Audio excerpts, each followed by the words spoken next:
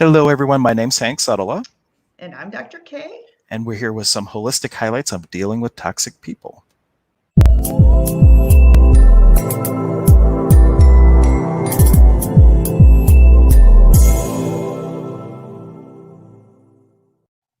Thank you so much for joining us. If you're catching this video at the beginning or even on the replay, take a moment, please pay it forward, share the video with people who you think might get some information from it or find it useful. But we're going to kind of follow up with some of our conversation from last week. I'm going to post an article that Dr. K sent me all about broken heart syndrome. What I haven't read the article myself, so I'll let you should speak to it first because I haven't read it yet. Yeah, it's just an anecdote from what we talked about emotions and how they get into your system and how important emotions are and what I'm a huge if you've been one of my clients or talked to me personally, you know I geek out on how emotions affect the physical body. They're such a huge component of why people don't get better or get worse or have physical ailments. So I think we talked about all that last week, and we touched on the heart and what emotions sit on the heart,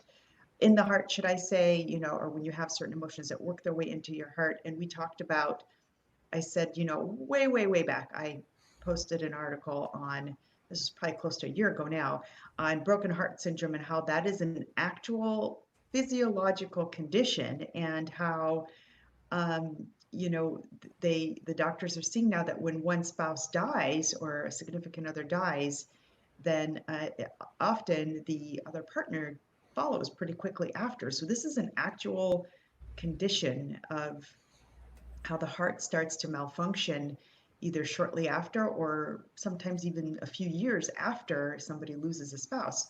So this article just, was by it was, I think, linked to the Cleveland Clinic and how there's an upward trend now of this broken heart syndrome because we have a lot of, now you can't enter the nursing homes and we have, it's Yeah, people are kind of dying alone and they're finding increasing events of this and it's on the rise because of stress and other things that are happening to people on different levels. Yeah, I brought up the article here just so you can see it. This is on cleveland.com. I posted the link in the comments, but this is all Cleveland Clinic Clevening study.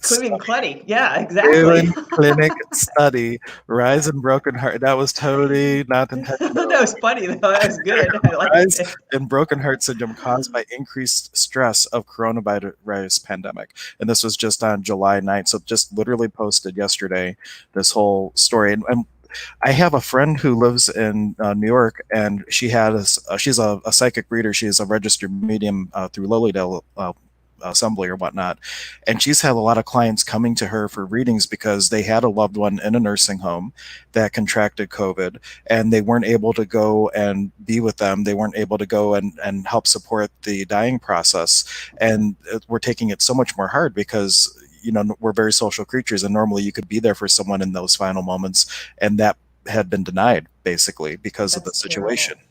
Yeah. And just like the level of heartbreak that she's been seeing with the clients that she's been working with. But this is just skimming through the article.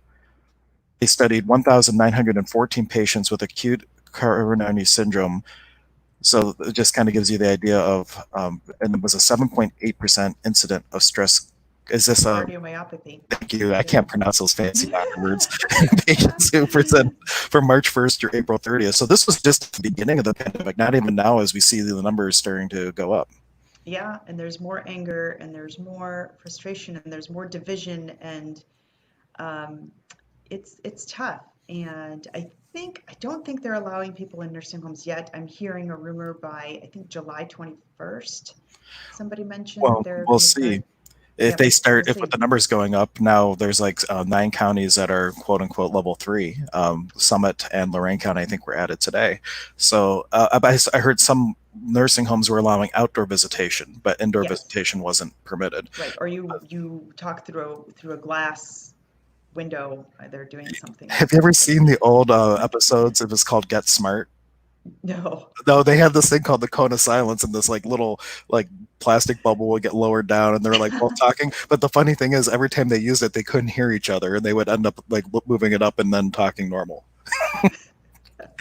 That's our life now, right? Um, but yeah, this is just a little anecdote and just a little carryover from last time because we I couldn't quite find that article. I kind of looked and I'm like, well, this is I posted on Facebook so long ago, and you know how it is sifting through Facebook to try to Yep. find And them. now here you have a brand new And article. it came. The universe was like, here, let them know about this. So this is just another emphasis on how important your emotions are, especially right now. And maybe we need to do another segment on emotions. I And don't definitely. And I had shared last time, and I'll share it again for people who are local. You might know this story locally. There is a expo in Akron called the Seek the Light Expo, and one of the organizers, Barbara Anderson, her son was sick, and she even had said that she couldn't live without her son. She was putting that out there before he had even passed, and like literally the day after he passed, she passed. So it was yeah, that quick, it's and she had already made up her mind in advance in a way.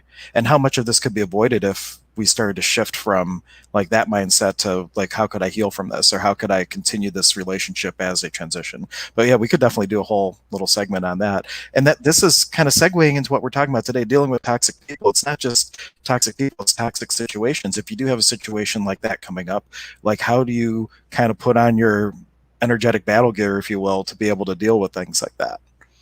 And I know you have a lot of tools yeah. from the chronic healing world I probably. do. I do. And I have cord cutting tools and a handful of things because we've all dealt with those toxic people and they leave that malingering feeling. And I'm sure we've all experienced this where you've been in a room, in a meeting, a one-on-one incident or event where you had to maybe had have a uncomfortable conversation with somebody, or this person's not going to take this well because of the way they are, or you live with somebody, you have a family member, even a spouse that's under the label of toxic.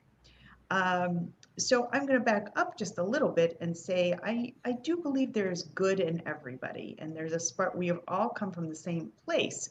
So even though there we have toxic people that are, we label them as toxic people, difficult people, however you want to label them, um, we all have goodness inside us, and we all have a spark of light inside us. And at times that gets tainted, and darkness does move in for various reasons, and how that happens. And that's a broad topic and maybe challenging to describe. But we all have goodness inside us. So if you can get to the point, and this is where a lot of people have a challenge, and sometimes I'm even challenged with it too, but if you can pull back enough to see the good in somebody and know that they were created from a good point somewhere. And typically toxicity starts to build up because of various reasons. People become difficult and toxic for, I think it's a wide array of things. Wouldn't you agree, Hank? Like just Yeah, yeah, people get darkness caught moves up in in, or it really comes from separation when because we are as you already kind of indicated all from that same divine spark. We're all part of the same animated essence, but when you look at yourself as separate from everything, then you can get into victim mode and life is happening to you instead of through you. But when you can work with the everything around you as like from the standpoint of oneness, then it's a whole different experience at that point. yeah, yeah. And we build these things up over time. Majority of time we do not come on this planet as a child with evil. Although there have been instances where I have seen that happen, and I think that's maybe a different topic, but it gets to what did you bring in karmically from who knows where, like the energy can get passed on from the mother and the father onto the child. So that may be an explanation why some kids come into this planet and are already sick, or sick very early and leave the planet very early. Why some children come in and just are evil from the get-go. There's not a whole lot of instances of that, but I have heard of instances of that, because then people ask me, well, if we build this thing up, how come there's kids that are just like the worst? These are challenging things to explain sometimes, but we tend to build up the toxicity, and people become toxic over time because they've learned behaviors, they have gone through difficult times, they've internalized, and now their field around them is dark. And then when these people are around, they exert that energy on other people. And so this is where sometimes we don't want to be around other people or have difficulty being around other people, um, because they carry this field around them, and we all feel it. We all feel it whether we choose to or understand the energy medicine piece or not. I'm sure if I talk to your person that doesn't understand energy and say, hey, have you ever been around somebody that just really just didn't want to be around them? The answer would be yes. So we already have all this ability. But what happens when you're around toxic people is, I call it like vomit. They energetic vomit. They vomit all over you. And A, then that gets on you. a nice word from shamanism, which is called hucha. Hooch. Okay. It just That means sounds it that's just like it means sounds like a heavy. tea. I No, can't. it's just hucha is very dense, heavy energy, and it takes the label off of labeling anything as good or bad, because in the tradition I practice, there is no quote unquote good or bad. You're Just bad, based right? on where you are, is the energy lighter for you or is the energy heavier for you? And things that are heavy, if you hang around that, you're going to bring more heaviness into your life. And if you choose things that are lighter, you bring more lightness into your life. But it's just like they're hooching, they're just yeah, they're hoocha vomiting. We can combine the terms on you. Yeah, so these people, really, when they talk to you, they are, the best way I can describe is vomiting on you. They're just spitting stuff on you, and it's you. Some people are seers that can see it, but it's like it's almost like mud getting thrown on your windshield. Think of yourself having a windshield, and mud gets thrown on your windshield, and then you start carrying that heaviness, and then over time you wonder why you're exhausted, and why you're starting to feel sick, and why your stomach hurts, and why you're getting the flu often. These are energetic dumping grounds, pretty much, of these being around toxic people. It is, or people that have a heavy energy around them. You get their energy starts to mix in with yours. And now I'm thinking, I posted another article a long time ago about how our energies interact. Just being next to a person is more than enough to feel that. So then it's ultimately going to, come down to, how do you separate from toxic people, and how do you deal with toxic people? Because that's a challenge for a lot of people sometimes. I think number one, well, I'm going to let Hank talk to you before we get to I'm already giving away the end. No, So, you're fine. like, but, this is being around toxic people is challenging, and they can clean up if they choose, but that gets challenging too. But really, the most you can do right now, you can't change somebody else. So a lot of people, I think, want to and get into, and I've been guilty of it too, of wanting somebody to be different, until you can plant seeds. And I think that's the best you can do, and give them energy and give them as much light as you can, because the light will outweigh the dark. If you keep giving it, at some point something will shift. It may take a while, but loving these people is sometimes one of the easiest things you can do. But that's the most challenging thing, because when somebody's aggravating you, and you don't want to be around them, if this is a coworker or a spouse or a family member, you're like, I don't want to go to this party. I don't want to see this person. I don't, every time I come home, I got to deal with this. That's the challenging piece. And that's really where your internal work has to come strong. And you have to build up your own resilience, do your own cord cutting, and clean up your field. Because the funny thing happens is, when you clean yourself up and when you cord cut, they start feeling that, and they start to make little shifts. It's a very interesting thing that happens. And notice that none of us have said throw it back at them. That doesn't help. So all the things, like, you're taking the energy that's there and you are using different tools and techniques to transmute it. And if you don't have any energetic techniques, one of the things we do or recommend in shamanism is you get something that's a very hybration, like Florida water, and you just put a little bit on your hands and you can wipe down your body with it, and it basically raises a vibration, helps to clear out things. So if you're not someone that has a lot of energy tools, there's even things that you can do physically that can help with those things. And cutting those cords, we call them CK lines in the Peruvian tradition, because even like walking by somebody, like your popo, your aura, your windshield, Mhm. whatever you want to call it, when you pass, it's kind of like a sticky taffy, and you might have like a little line of energy that connects you to other people. So taking a moment to just intend that all those like snap and break, that you're not staying connected. And one of my friends, Ryan, with empaths, he always says, what you resist persists. So one of the biggest things with this is don't judge the vomit that they're throwing at you. Just be an allowance, like, wow, they're at a very interesting place in their life. Not, oh Life, man, they're an correct. asshole, or oh man, Exactly. whatever the case is. Because once you name it, you claim it. If you're judging it in any frame, in any way, it's like allowing it to permeate deeper into that windshield and that bubble, and then you have to be more rigorous about cleaning it. Rigorous, yeah. Well, we'll run with that word. But allowance of where they're at is huge, and not aligning and agreeing with or resisting and reacting to that hoocha, that stuff that's coming off of them. Yep. I think the biggest takeaway with this is majority of the time, what happens when somebody's toxic, two things happen when you're around somebody toxic. Either you retract, which is something that I way back before I learned all these things years and years and years ago. When you're around somebody toxic, sometimes you like I got really quiet. I'm not a I don't tend to fight and create more conflict. But what that happens also is I tended to stuff things down because I couldn't get out what I wanted to say.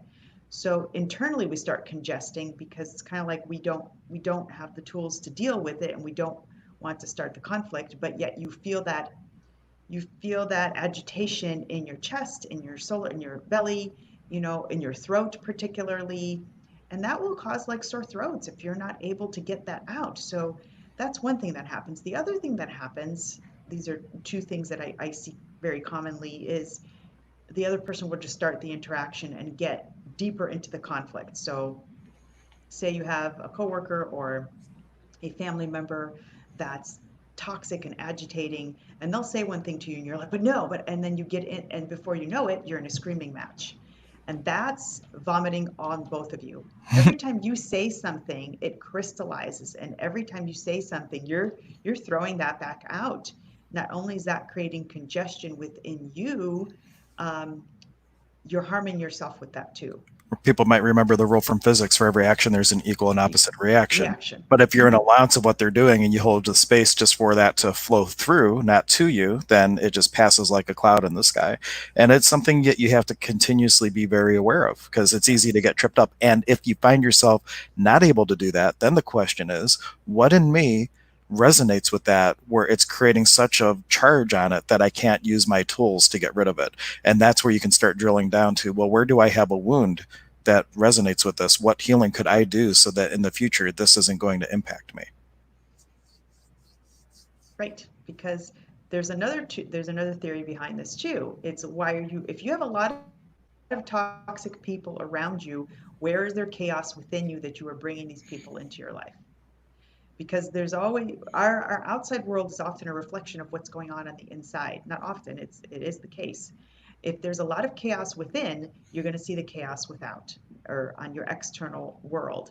So if you're getting a lot of these people in your life and they're coming at you from all angles, where is their anger within you that you're attracting these situations to happen?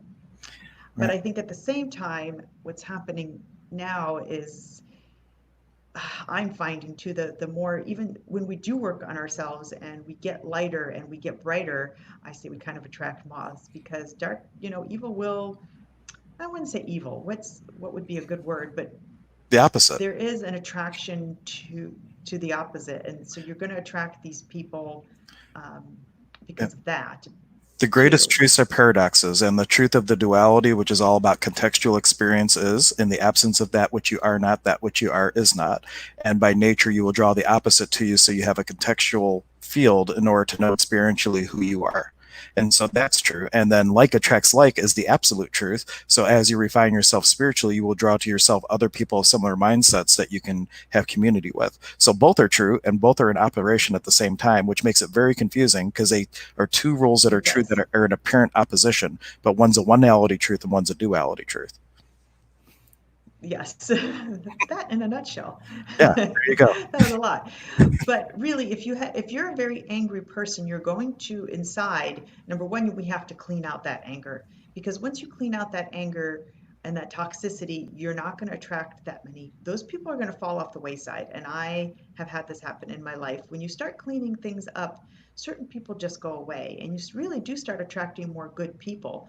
But yes, if there are lessons within that you need to learn, you will be pulling in those people, so that that keeps getting brought up in you to say, hey, there's something within you that needs some correcting.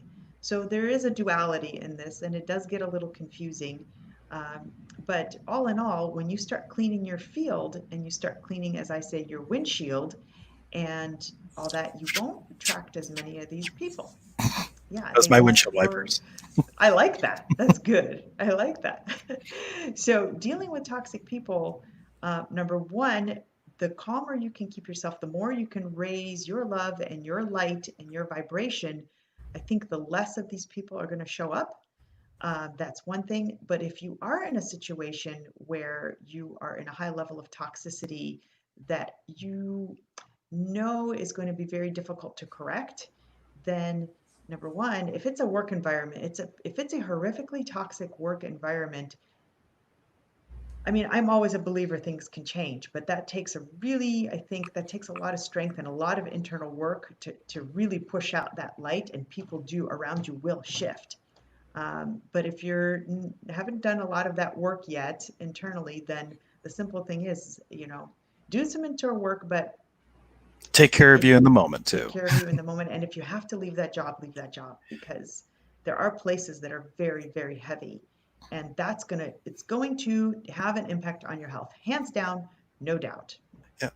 One of the things that we tell empaths, or Ryan has in his empathic empowerment training, is that one thing you don't want to do is shield, because what you resist persists, and where your attention goes, energy flows. So you could actually add energy to the thing. Just like when you're fighting with someone, every energy has an equal and opposite reaction, or every action has an equal and opposite reaction. So same thing, you're shielding, it gets stronger. So in allowance, you move it out. But if you're in a situation that's so toxic and so like immediately threatening to your energy self or your physical self. We use the analogy of like if your house is on fire, you get a blanket, you put water on it, and you put it on. You shield yourself till you get outside, but you don't always wear the blanket. So if you have those moments where you do need to shield or you need to do something to really protect your energy field, absolutely do it. But don't use that as an all the time thing. It's situational when you're really blindsided, and then when you are outside of that and you have the time to use your other tools, you do that, and you work with the energy and get it moving, and you don't just shield forever. Is the way I would say it. Yeah, I mean, really, I will tell you hands down, it's all about a lot of internal work. And I just had a client that I worked with on, gosh, when was it? Tuesday. And we did a cleanup session. We released some things, and she works in a pretty difficult work environment. And she messages me on, it was yesterday, I think. And she said, I had a very difficult and what was it, accidental and dealing with a very toxic employee, and I was completely unaffected. Because people want to know, well, how nice would it be if I'm around all these people, but I'm unaffected? Yeah, that's lovely. And you can get to that point where you're unaffected. I have gotten pretty far along that most things don't affect me. Every now and then I'll get caught with something, but it's not shocking that we did a full clearing on her, and she said I handled it with complete calm and peace, where usually I get completely red in the face. Yeah, that's So if you cord cut and we do a cleanup, which I think is, I've done so much of that now and so much internal cleaning that I don't get very affected by people that are angry and toxic. I either remove myself from the situation if it's that bad, or I'm just able to handle it. It goes through me. It just doesn't affect me. Every now and then somebody will come that's a little rough, but um, the majority of the time the little stuff just doesn't get to me. But the key really is not to dive into that situation and create pour more gas on the fire, as I Yeah. say. So if somebody's bitching at you, really let's give you some tools and let's work on your internal so that you're like, okay, whatever. This is like Hank said, how interesting that they have that point of view. And a lot of people have a very difficult time coming from that spot. They want to get in, they want to make them, it's a need to be right. We want to argue. You can We be want to right or you prove, can be happy. Right. yeah, when you do enough cleanup with a lot of the tools that probably we both use, you get to that point where the toxicity just doesn't affect you as much. So, Mhm. yeah, And then there's to the point where while things are going on, I like the analogy of this musical. It's called Into the Woods. And I look at life like this, that everybody has their own fairy tale. And Into the Woods is all about all your childhood fairy tales happening at the same time in the same forest, interacting with each other. And you don't have to get drawn into someone's trauma and drama. You could take the role of the director and more say, well, is there any tool in my tool? And you don't have to necessarily get involved like this. But as a healer, sometimes this is how I look at things. I might say, is there anything I could do to be a contribution here for their soul's highest and best? And then maybe I'm offering an energy flow, or maybe I'm actually facilitating something in that moment instead of just being a bystander. And then sometimes we don't have a role in other people's plays. Like, is there anything here for my hands or not? And if not, then you just interesting point of view and slowly back away. But what if you could be a contribution to it? Not starting out that way, but as you start getting these tools under your belt, is there situations where without getting into the charge, is there a possibility that you could be a contribution to create a different possibility for them and for you? and Something to work ultimately, towards. yeah, that's something that we a lot of more of us need to learn because there's so much toxicity right now. There's so many people vomiting on Facebook. It's just unbelievable. Like just the comments are just, and so it doesn't have to be in person, guys. You don't have to be having a physical, face-to-face conversation. When you're vomiting on Facebook, whoever's reading that is getting that energy too. That's how deep this Yeah. goes. How many times have you read a comment or someone's post and you're like, and Yeah, like you're just yeah, like, we yeah, call it a beyond. Like it's so from your point of view, it's so out there that it freezes time and space for a moment, and then what do? You start to react, and that's where yep, it really comes down to. We want to get out of the mode of reacting where life is correct, happening to us, and now we're in the point of responding where you can go, wow, they must be in a really interesting place in their life to say that. correct. There's something within them that's being triggered. So every time you read something and you feel that impact, like, oh, and you want to respond and you want to argue, I tell people you got to pull yourself back. There's like that ride at Cedar Point, the slingshot where it just like, and it's to learn this takes a little bit, or maybe it will come very naturally for you. But I like pull myself back and I'm like, let's watch this like a movie. Let's just watch the characters. These are just like characters, and what in it, like exactly what you would say is what you have to say to yourself or to them. That's interesting. I'll think about that. Thank you. And most people can't do that. They have to get in there and make themselves right. So I would advise that's one of the simplest things you can do, even if you're not quite there mentally. Just use that line of thanks. That's interesting. I'm going to think about that. That stops an argument right away.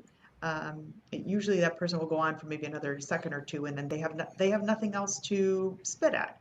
And then really you got to clean yourself up. So and don't get stuck down the rabbit hole of all the Facebook posts because it is rampant right now, just Yeah. absolutely rampant. One tool that you can use, and I'm going to bring up this comment because this is a master of puklei. Puklei is a term in Quechua that means sacred play. And they look at everything that we are doing right now, everything in this Kausai Pacha, this field of living energy, is all play. It's sacred play. And if you can start looking at things through the view of a child, like, hey, we're just playing. And it helps with the interesting point of view because Mark makes a comment, and he's our little comedian commenter. Hi, friends, I'm still Stop. alive despite drinking 1 gallon of unfiltered Lake Erie water daily. Well, if you will go back and watch the last episode, Mark is always contributing wonderful little elements of humor into what our conversations are. Welcome, Mark. And thanks for breaking the ice with comments. It's been a quiet group today. It has. Maybe this isn't an exciting topic or I'm not sure. Like, No, there's quite a That's few a, people watching, just not people commenting, so that's fine. I People think, don't have to comment, but we love the interaction because we can go in all kinds of different directions when you do make a comment or ask a question. So yeah, it's actually easier for us to answer questions, I think, than this is a very kind of a gray zone because I think if anybody like me, you just like, well, Dr. Kid, just give me the tools or what do I need to do so that I don't feel this anymore. And it's not always that simple. It does take some time. And yes, I can teach you, and yes, I can clear you out so you are not impacted so much by things hitting you. Because we all probably have a lot on our windshields, and that's what I do. I clean up the windshield so you can see clearly. Where's the song? I can see yeah, clearly now. I can see Yeah, clearly so now the light. And Anna is saying she so really likes the topic, so they are enjoying it. thank They're you. just a quiet group, which is fine. It is it's okay. They're just listening. So it does take to get to the point where you are less and less affected by toxic people takes a little bit of work. Or it may come very quickly. Everybody excels here at a different rate, pending what they have on the inside. If you have a lot of triggers on the inside, then you may be triggered more easily. If we can clean up some of those triggers, you're going to find, oh, usually I get really mad and I'm not so mad. And this was like, okay, whatever. That person's just gonna, you want to get to the point where you're not vomiting. You don't need to be right. You just let that person like, okay, that person's really like, gosh, they're really kind of like, they need some work on themselves. And you bless them and you let them go on their way without feeling that in your chest going, man, I just want to like punch this person. You know, that's And where you want to get to. in a single word, a tool you can use in every situation is namaste. And the Yep. rough translation of namaste is may the God in me greet the God in thee Thank for you. the highest good. Mm-hmm. And Yep. what if you approached every single interaction in that way? And how much different could your experience be? And that's where people need to get to because that's really challenging to do when you are really pissed off at somebody or when somebody really ticks you off. The last thing you want to say is namaste. It's going to be namaste, but you have that energy within you. So it's pushed a button in you somewhere. So And, number one, I'd say, let's do some work internally on you because number one, you're going to stop attracting these people. You're going to find that you're going to be dodging these folks because the internal chaos will be so much calmer. These folks won't come into your realm as much. Number two, for right now, until we encourage you to see one of us or both of us to get some of that cleared out so you stop attracting these people. But, number two, for right now, as best as you can, say, hey, that's interesting. Thanks, I'll think about that. Because that really shuts down the conversation pretty quickly. A lot of times that person has nothing else to go on. When you are vomiting back at them and needing to be right in yourself, you're pouring more gas on the fire, and that conversation will continue to percolate, and somebody's going to continue to try to get their point right, and that's going to get you nowhere, and it's going to create more congestion. the analogy Spirit was just showing me was like a bucket of water. And every time someone is toxic, it's like they have a dropper and they're putting a drop in your bucket, right? And over time, if you haven't done anything, your bucket now, every time someone is putting a drop in, your bucket's overflowing. And if you're getting exposed to 100 drops a day or however many drops, your bucket's continuing to overflow. So when Dr. K says, come and get cleared out, we're emptying the bucket. And now it's Exactly. much easier to deal with the drops as they come up because you're also not dealing with Exactly. this entire reservoir of vomit. Instead, you're just dealing with it as it pops up and responding Yep. to it as it pops up. But it's much easier to respond to it when the bucket's empty than when it's full and you're dealing with all this other stuff. So doing something to clear out And that it is reservoir. so worth it, guys. It is so worth it. And the more of that kind of work you do, the more permanent it becomes. You get to that point where little little things that normally would really aggravate you just don't. You just don't. You don't. You just let it brush off.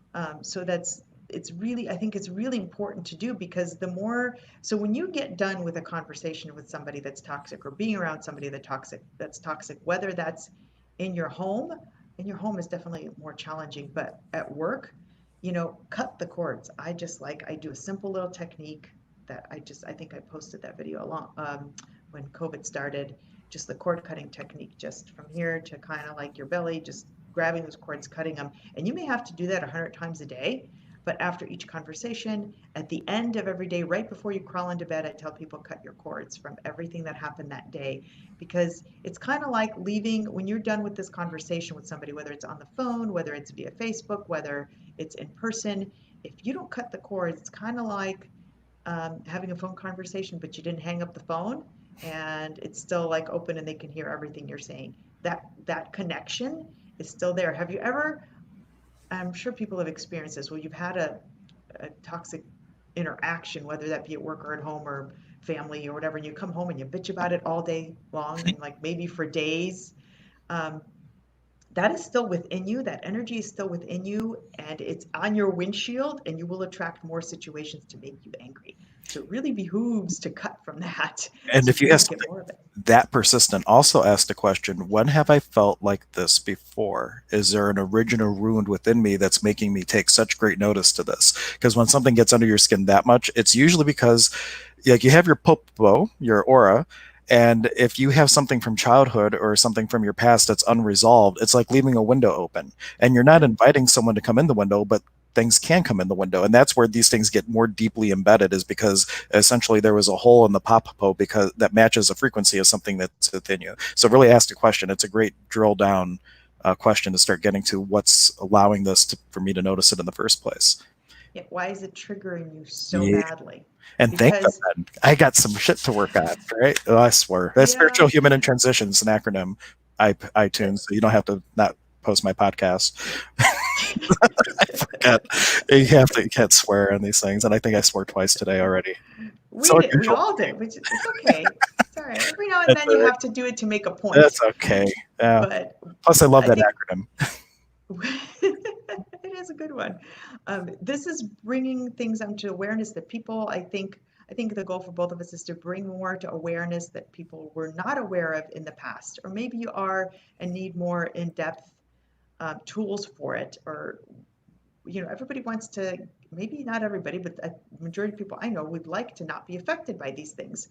Well, yes, we can clear that out, but let's resolve those deeper things so you don't track those situations anymore, because that's really I think the heart of a lot of this is there's a lot of toxic people out there. They have a lot of their own personal junk that needs to be cleared out. And until that person's ready to do that, all you can do is work on yourself. And I think a lot of people out there are trying to change somebody else. You're trying to make a point, be in your right, be in your need to be right, that they need to be a certain way and they shouldn't do this. I see so much of it. Like, Sarah, really, she shouldn't be talking about her about that. Can you believe that you are winding yourself up? There is no need to do that. Let Sarah be Sarah. Let her do her thing. All you can do and all you can control is you.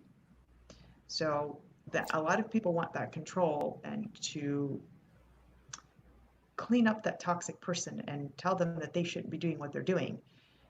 That's There's a tool that can help with this. It's kind of you have to be to the point where it's best to be at the point where you aren't being charged by things. But in order to get someone else out of the need to be right, you basically ask or you say the thing a couple times, up like 5 times total. You're right, I'm wrong during the conversation, and as you go through it, it puts them in a different space. And there was someone from Access that did this to their mother-in-law. I think it was mother-in-law or mother, I forget which, but a very toxic person in their life. And every time they would go visit, it was just like this terrible conversation, terrible situation. And they started just telling their mom very neutrally, you're right, I'm wrong. And by the fifth time, the mom's like, oh, honey, you're not wrong. You're just, I forget the word. And it was mm-hmm. like, then an amazing visit, like this whole charge of about needing to be right and wrong, because even though she was in the spot where she didn't need to be right, she then used a tool to put her mother in a spot where her mother didn't need to be right, and then it changed the entire possibilities. So just a little tool. I would recommend using it only if you can truly be in a space of interesting point of view, though, because if you go in like you're right, I'm wrong, then that's not good. It That's doesn't probably going work to have as the well. opposite of the intended effect. But that's something to have a target to be able to use a tool like that effectively. Yeah, those two things is, say, yeah, that's an interesting point of view. Thanks, I'll think about it. That's one thing you can do to shut down the toxic people. But if you dive deeper, I think the biggest key here is don't dive deeper into their situation and, remove yourself. If that's not working, then just remove yourself. Just leave. And Mike Um, is bringing up a good point here. And he's giving this tool, who does it belong to? Now we've been talking about people that you are actively noticing are toxic. What about our empaths who are picking up on all kinds of other energies and mistaking it as their own and not realizing that it's a toxic person that's around them? So a great tool to start using too is, who does this belong to? If you feel like anger and you're not being provoked by somebody, take a moment and ask, who does it belong to? Maybe it's someone that you're not having a direct interaction with that is energetically vomiting into your bubble, and you're not having a direct connection with them. So that, and then Mike's making me feel better about swearing, that honest people swear more. It's science. That's an interesting one. But yeah, the other thing is you may be around toxic people and they don't have to say anything to you. But if you're an empath and you're very sensitive, which a lot of people I'm finding don't even know that they're empaths. They're like, Yeah. this Everybody person's has being. empathic ability. Just some people have it more developed, just like a muscle building. Like some people have a stronger muscle innately and some people don't, but everybody has that gift to some extent. Right, right. So you may just be in an environment and just feel super uncomfortable because don't forget, we're all thinking things. And if you're around people that are angry and have that in their field, like we talked about the two people passing, you're going to feel that, and that's still going to impact your field. So, being around those people, it behooves you to, clean that up. Another interesting point that just came to mind is, have you ever walked into a home and a party, whatever, and then you go home and you're just like really angry and you're arguing with your spouse and you're like, I don't even know why we're arguing. Energy gets distributed through a home, and crystals are one of those things that absorb energy, and especially quartz. And there is quartz in the walls, ground up crystal now in the drywall.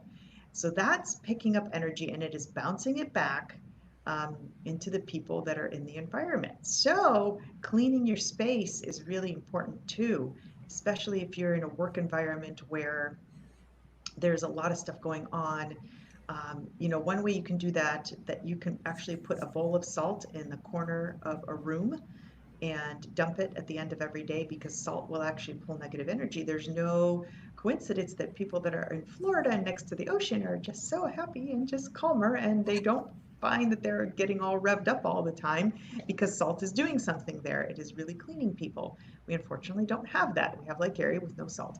Well, So there's salt underneath Lake Erie. That's one of the biggest salt mines in the world, technically.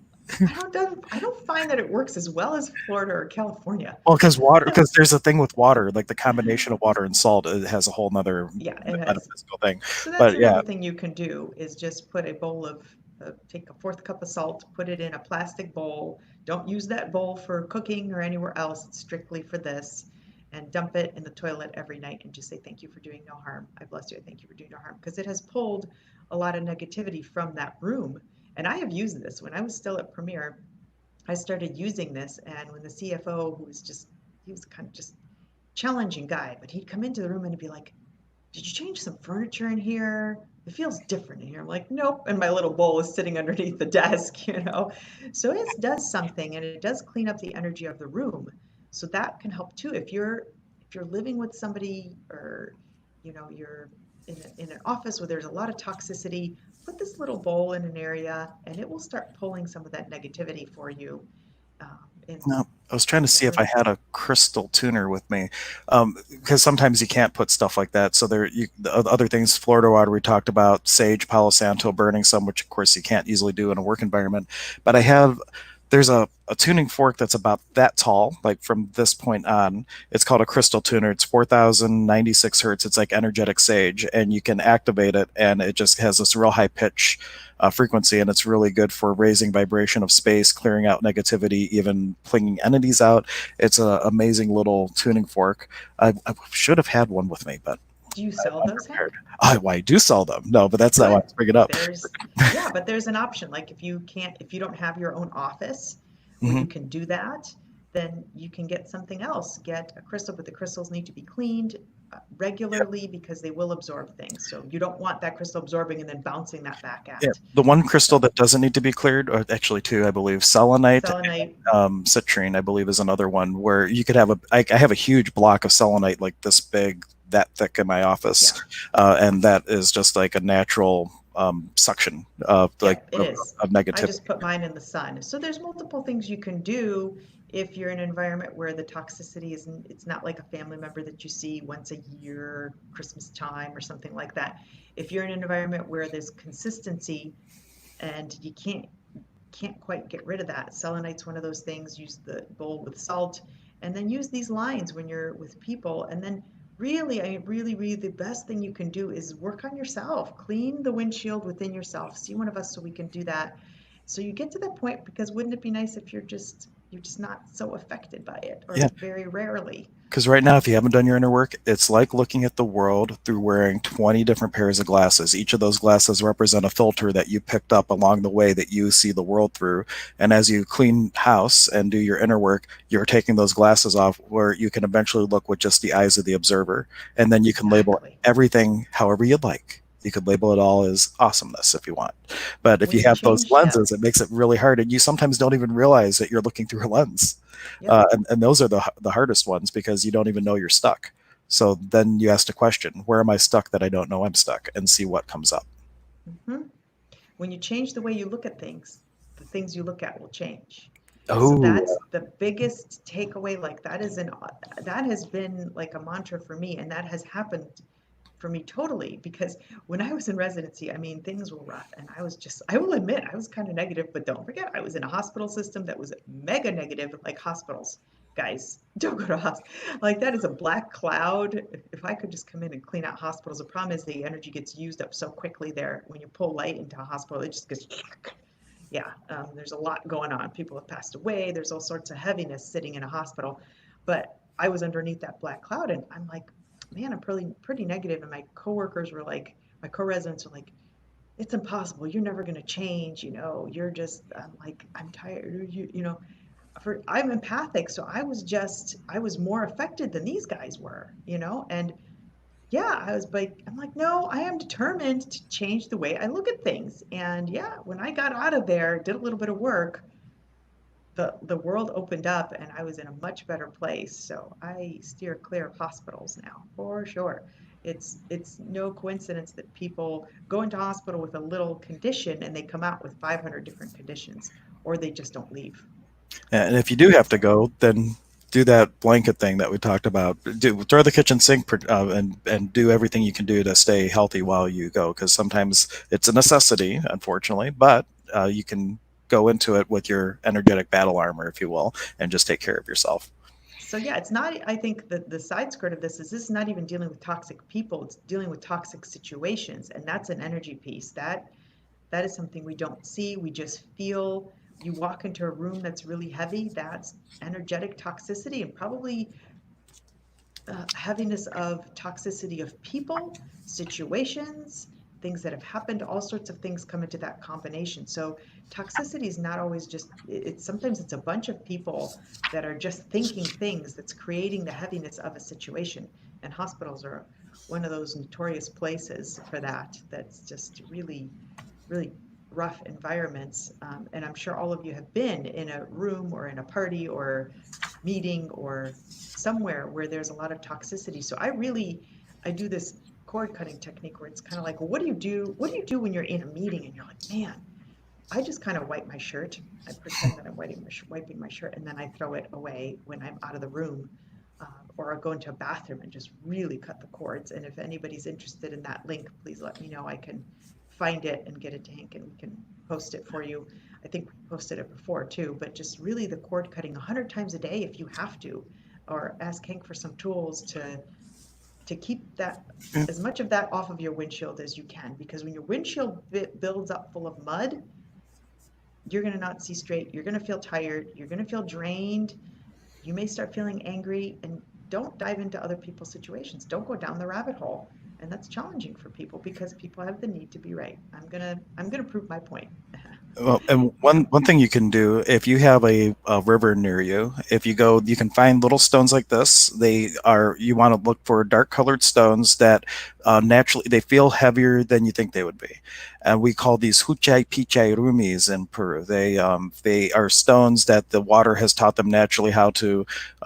clear heavy energy, and you can use them to pull heaviness out of people. And you pick two of them, and basically, if you put them right on the navel or wherever you feel that the cord is, you can just click them together, and that is a way that you can click it. And if you go and do this and actually find these stones on your own, not only are you getting yourself a tool, because you actually set your intention to go out, they're going to have like a different potency for you because you put effort and time and focus and attention and intention and moonai, your combination of will and love, to finding them and then honoring them, telling your job is going to be to cut these cords and suck this heaviness out. So you can have a little shaman homework if you want to go out and find some That's a great hucha picha tool. urumis. Yes.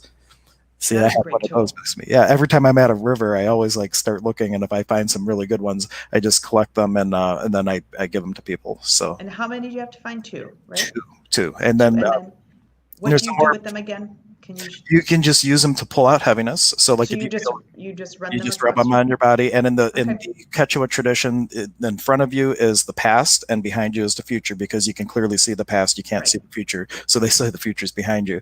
But if you like, if say you just feel heaviness in your solar plexus, you can rub it there. If you have the tension in your shoulders or your jaws, you just rub it wherever the tension is, and they just pull the heaviness out. And then you would just drop them on the earth a couple times to shake the hucha into the earth. Is the way that you would learn, start with the technique.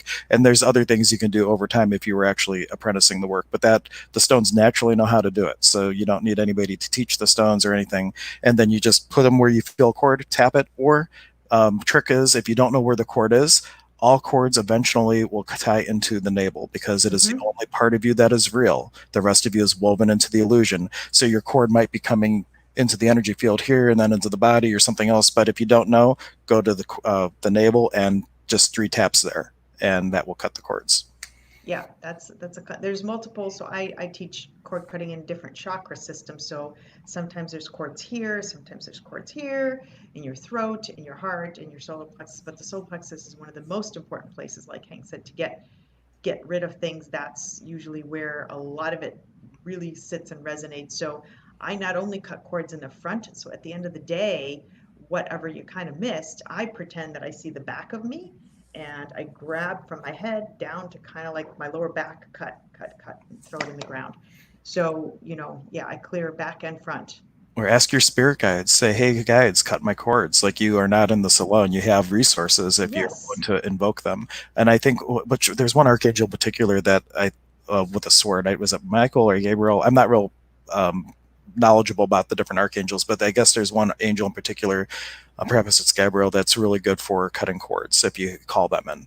So you can always call in a spirit being, a light being, to assist you. If you don't feel that you have the power within you to do it, then invite a being of light that you would be willing to receive contribution for, to do it for you.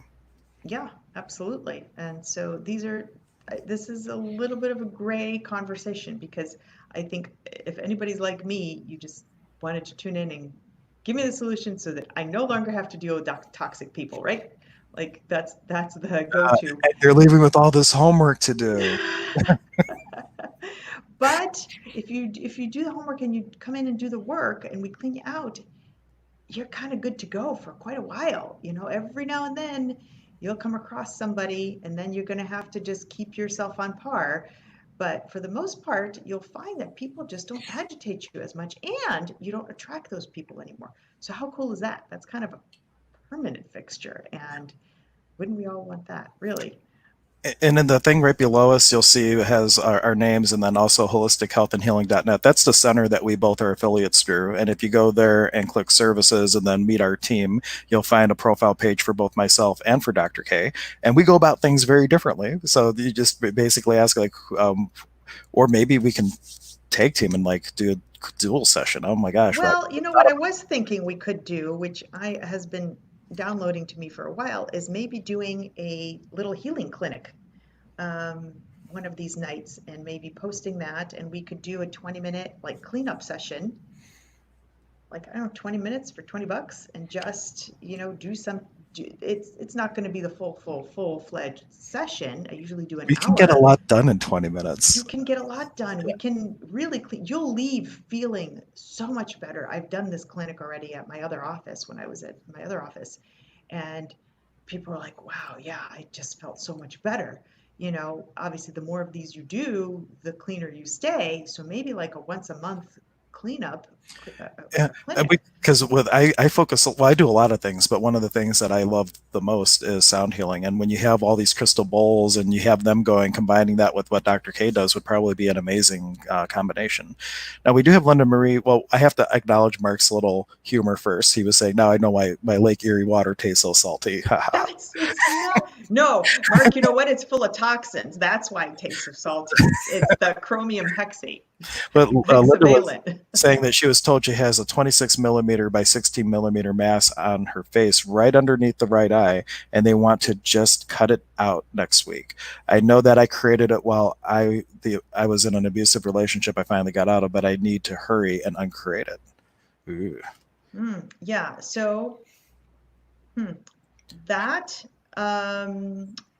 there's two things we could do there. We could, and you can chime in too, Hank, if you have tools, an unwinding process, clearing out the energy of that. And the biofeedback device actually has um, a, a meridian pad that I can put in certain areas to decrease it has a potential to send the frequency to decrease the mass. And I'm sure your tuning forks can do the same, right, Hank? Can they send a frequency to Um, decrease? I would, well, not the same way as with the biofeedback, because you're identifying the specific frequency needed and like getting the inverse frequency. That I would go about it a different way, like using different forks to illuminate what the issue is to get to the energetic thing, and then Okay. working that, Um, or access clearing statements also could be a great contribution with this potentially. so there's two things, yeah, we could do there. But my question would be, does it have to be done emergently? Does it have, is this just something that the doctors want to take out? Like we're suggesting you take it out? Or do you do you have to get it out? Like is it emergent?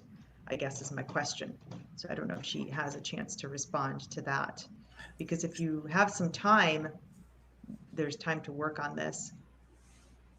If they're saying it's emergent, does that mean they're basically saying it has to come out now for? Yeah, or you're going to lose your sight, yada yada, or something like that. If we have a little bit of time, then we could potentially work on this and see if we can get this to, because I'm a firm believer everything can be, reduced and resolved.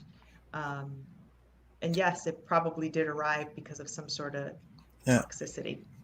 And ooh, I'm getting goosebumps as I was even thinking about this clearing. So like Mm, the space where I was going with it was, what have you made so vital, valuable, real about the abuse in your story that you're not willing to let go of, that if you were to let go of could change everything with total ease, and everything that doesn't allow that to destroy and uncreate it, and right and wrong, good and bad, pot and pock, all nine shorts, boys and beyonds. So yeah, what have you made so vital, valuable, and real about your story and about your trauma and your drama that you're not willing to let go of, even though the consciously you want to let go of, even though your body won't let go of it because of the cellular memory, we destroy and create it. Right and wrong, good and bad, pot and pock, all nine shorts, boys and beyonds. Is there another one in there? I think that's it. But I'm feeling that that's like the energy to work with of what are you making so vital, valuable, and real about the past that you've had, and what strength are you giving it that you were in it for so long that you don't have to take the same amount of time to heal it. It can heal instantly with ease. But giving mm-hmm. weight to the story, sometimes people feel that they need the scales need a balance. I was in this for 10 years. I got to spend 10 years healing myself, and that's not the case. So what have we made so Correct. vital, valuable, and real about the trauma and the drama that I'm not willing to let go of because I identify with it, that if I were to release it would change everything with total ease. Right and wrong, good Healing and can bad, happen instantaneously. all nine shorts, boys and beyonds. It's been 8 months. No, it just blocks my, I guess, tear duct when I cry. So if it's not emergent and you're not, this isn't like a cancerous thing where it has to go immediately, my thought would be to work on it and get it out. And healing can happen. I've had healing happen within 1 session to 2 sessions. I've had people that took 10 to 20. It depends on how receptive and open you are. So that it's really all about receptivity and how willing are you to let it go. And that can be a little sneaky because sometimes we say we're willing, but actually we're holding on. So And then the other thing with it is I know you have some tools because I know who you are, Linda. So you could also do a summon chikui specifically with the intention to concentrate in that area to allow and through all time and space. So don't think of it as just a body. Don't think of it as just a being. All the places in all my existence, both past lives, future lives, other dimensions, other planes, other aspects of being, both known and unknown, where I have energy around this, allow that rain, that Father's rain, to come down, go through it, and effortlessly move down to the bottom of the energy field. And yeah, and she says, "Thank you, Hank. I feel it vibrating and lighter already." But I would say still. Like when it comes to stuff like that, I like to throw the kitchen sink at it, and the biofeedback machine, like the way, oh, I don't want to talk about right machines, but suffice it to say that the way that the machine works and it can pick up frequencies and then send frequencies back, it's just the most dynamic way to pinpoint the exact vibrations needed for Right. shifting And it things. will send a frequency to break up a fibrous mass sometimes. So we can definitely use a meridian pad. And I also have reproducible protocols for almost every single condition It makes with us do it while regards to. running the clearing. So yeah, while she's doing that, just run the what have I made so vital valuable. Exactly. You can do it all. I mean, sometimes there's too much, there really is so much energy a body's going to take. But I, I do like to, why not try multiple things, and just really, sweep the area wherever it is, just sweep and throw, because there's a energetic congestion now on that. And it's internal, like Hank was saying, there's something within. Anger will lodge itself into places. So the energy can't be spread all over the body. The body will localize it. And a lot of times this is what happens with cancer is that energy, the cancer's been living outside your body for 15 to 20 years, and now it's worked its way in. And it can't just kind of be all over. The body tries to grab it, localize it, and put it in an area. And that's your body's way of actually trying to get it localized and push it out. But unfortunately, through that process, sometimes the person passes because that process is, it's Hans Selye talks about it. It's just, it can be very taxing on the physical body. Yeah. But that's really what starts to happen is your body's trying to get that energy, that toxic energy out uh, and localized. And a great book, Louise Hay. I'm sure everybody has heard of Hay House, the Hay House Foundation or whatnot, but Louise Hay is who started that, and she has books on how different things manifest differently in the body. Now, everybody's different, and people get to different places different ways, but Right. generalizations like hate attacks or heart attacks, cancer can be resentment. My grandma used to say, "Don't get your liver in the quiver," and my aunt passed from liver cancer. So, like, where was she storing all her worry and all her things that she was like hanging on to in the liver, right? So, depending on how what anchors are set while you're growing up and different things, we tend to store as cellular memory these energies until it becomes so dense that it manifests physically. And Exactly. but that's a great little book resource, Linda. If you want to pick up a copy of Louise Hay's book, it gives a lot of good insights to that. And she healed herself of, I think, it was stage four Yep. ovarian cancer or something, and she I think it was basically breast cancer, but one of the okay. two. It was like cancer, and she basically dived in and started doing all her inner work from the traumas and dramas and the abuses that she had endured. And you can read all about her story; it's out there. And Yeah. Linda was saying that sounds awesome. Thank you so much. I believe. Yes. Please believe because healing can happen in an instant, and there's so much outside of the box. And so come see one of us, do whatever we need to do to get this healed for you because it's so possible. If people are healing themselves, so can you. Um, Yeah. that's my 2 cents on that All for you have to sure. do is start choosing. Once you start choosing what's going to create the greatest possibility in my life, then things are going to start happening. And the worst thing you could do is, well, I guess it's not taking the worst off. Either you choose or you don't choose. So either something happens or it doesn't happen. And if you would rather something happen, start choosing. And if you start choosing and only choosing what's light in your life, then guess what you're going to create in your life? Lightness. So Absolutely. And yeah, traumas happen. So when something traumatic happens that's very rough and impacts you really hard and time stops, that energy gets stored somewhere.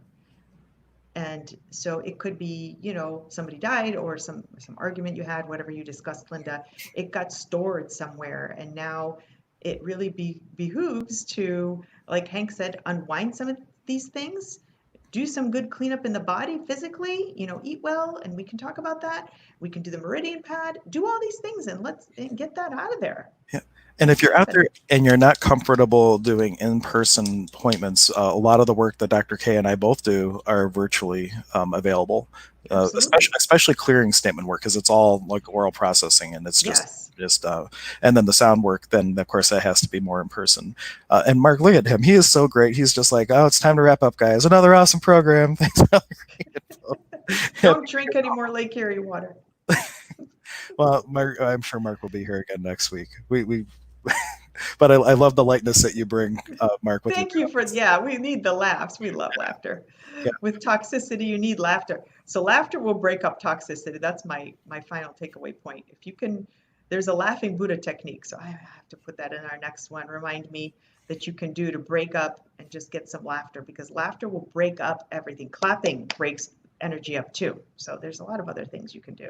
Yeah, in Access they say too, laughter it moves more energy than tears do. So laugh as much as you possibly can. And there's been times when I've been being worked on with healing work, and somebody moves something I didn't even know was there, and I start laughing uncontrollably to the point where like they were worried I was going to fall off the table and stuff like that. That's the best. Oh, it's great when That's it happens. The best. Like I've laughed like nonstop for an hour almost, where I'm like getting worried, like how do I stop? I don't know.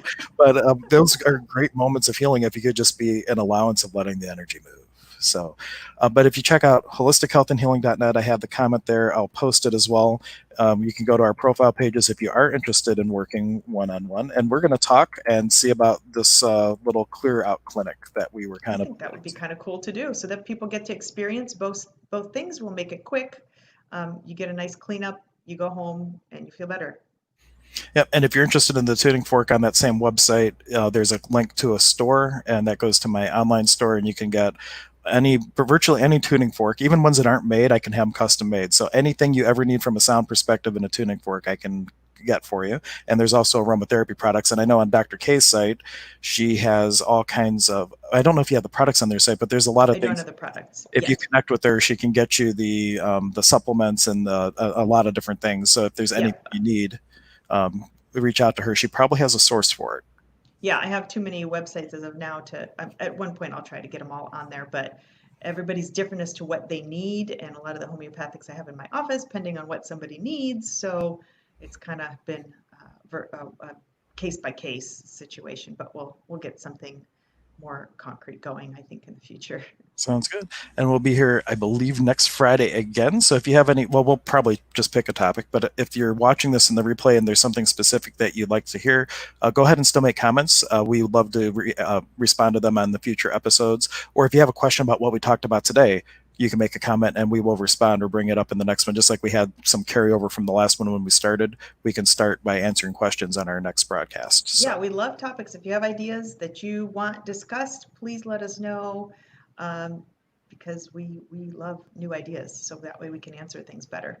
All right. Well, thank you, everyone. We will catch you next time. All right. Bye-bye. Bye-bye.